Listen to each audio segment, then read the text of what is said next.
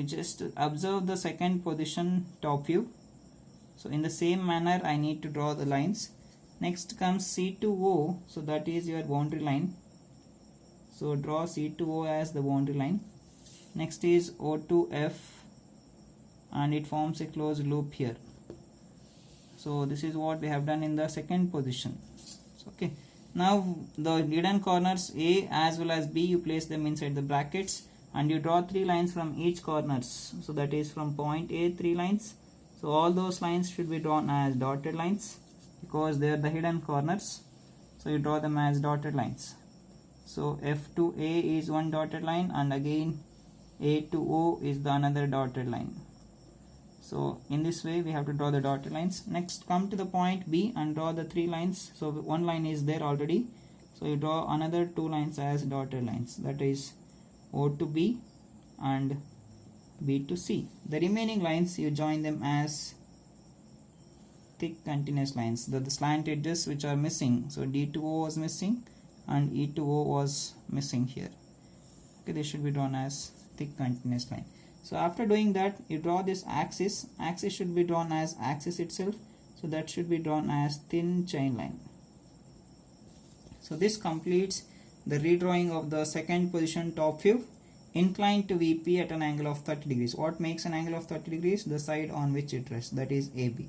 Now in order to obtain the front view, the final figure, so I need to take the horizontal projections from the second position front view and vertical projections from the third position top view. So among these two, so first we have to consider the horizontal projections because I'll get only 1, 2 and 3 lines. So if I take vertical projections, totally how many lines you'll get? You'll get totally 8 lines. So which is less, you go to that first. Okay, now let us take the projections and let me do the namings according to that. Okay, I have taken the vertical projections as well as horizontal projections. So now let me do the namings. So namings, this point is A dash because it is my front view. So this is B dash, so I'll get point C dash here, and D dash to D, so intersection is D dash. So in the cyclic order we have done the naming, so hence I'll get all the namings in the cyclic order.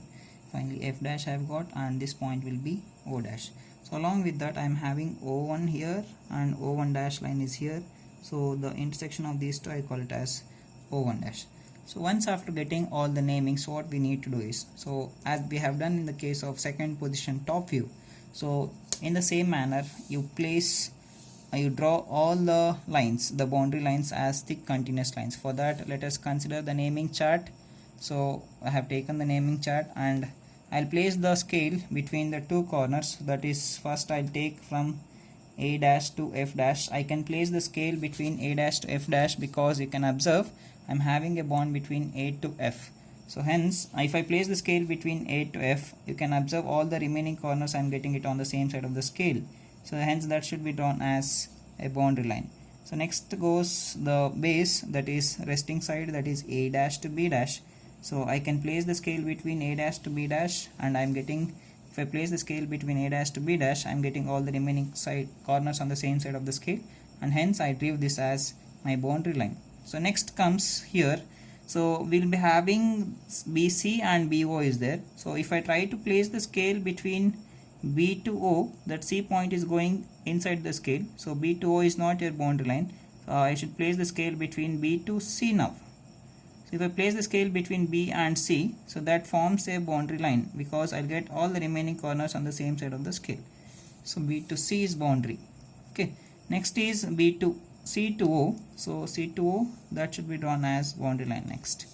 So likewise you place the scale between O to E, so then that forms a boundary line for me. So draw it as thick continuous line.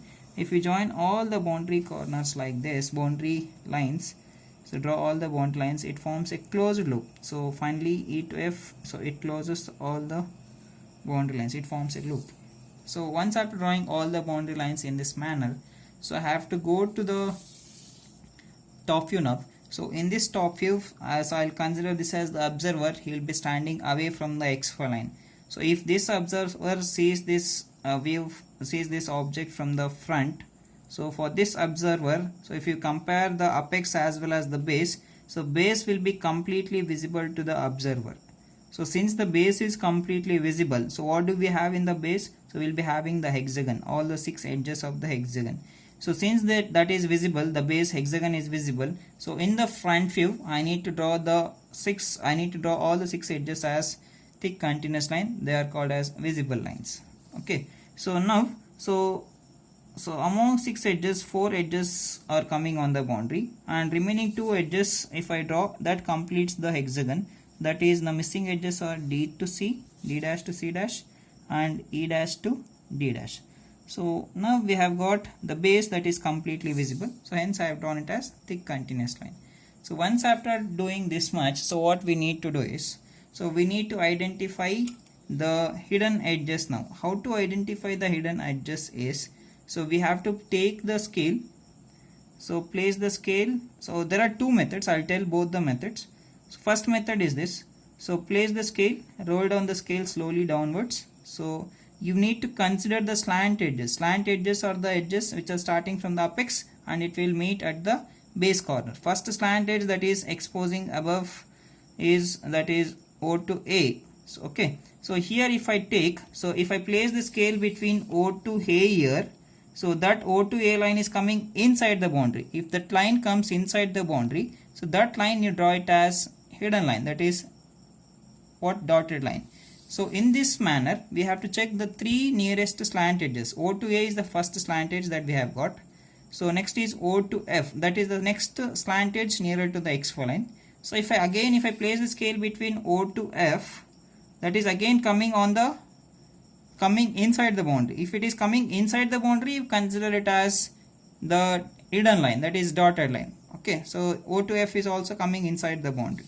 So the third line, so we have to check, so that is O to B again. So if I place the scale between O to B, so I'll get that also inside the boundary. So hence I'll get all the 3 lines as dotted lines here. So we have to check the 3 nearest slant edges to the XY line in order to identify the hidden lines. Okay, so after checking the 3 slant edges, you remove the scale. This is one method. The other method is, so you have to observe the hexagon here. Okay, so we know that from each corner you will be having 3 edges. So from point E we are having 3 edges, from point C we are having 3 edges, and remaining corners A, B, D as well as F, we are having only 2 edges. So third edge is missing, the third edges are the slant edges. Okay, now if I place the scale starting from A, so if I try to draw the line, that slant edge A to O, so this slant edge will go inside this hexagon. So if the line goes inside the hexagon, so that line you need to draw it as dotted line. So this is your dotted line. Okay, that should be drawn as dotted line. So this is the second procedure what I am taking. So similarly, so from point B to O we have to draw one more slant edge. So if I try to draw that slant edge, so that slant edge will go inside the hexagon. Okay, it passes inside the hexagon. So that should be drawn, if it is passing inside the hexagon, so that should be drawn as the dotted line. Okay, likewise, so from F to O, that slant edge is also passing inside the hexagon. So that should be drawn as your dotted line. So which is the line that is not going inside the hexagon? So the third slant edge. So that is D. You consider point D, 2 lines are there. The third line is missing. So that, which is that D to O. So that is the slant edge. If I try to draw this slant edge, so it is not going anywhere inside the hexagon. It is going above the hexagon itself. So since it is not going inside the hexagon, so this should be drawn as thick continuous line, that is visible to you completely. Okay, so that line should be drawn as thick continuous line. So this is the way we have to draw the figure. So finally the axis line is remaining. So this completes the front view except the axis line. So axis points, so O dash to O1 dash, so that should be drawn as axis itself. So that should be drawn as thin chain line finally. Okay, so this completes the solution for the given problem. So that is question number 24. This is the solution for 24. So thank you for watching.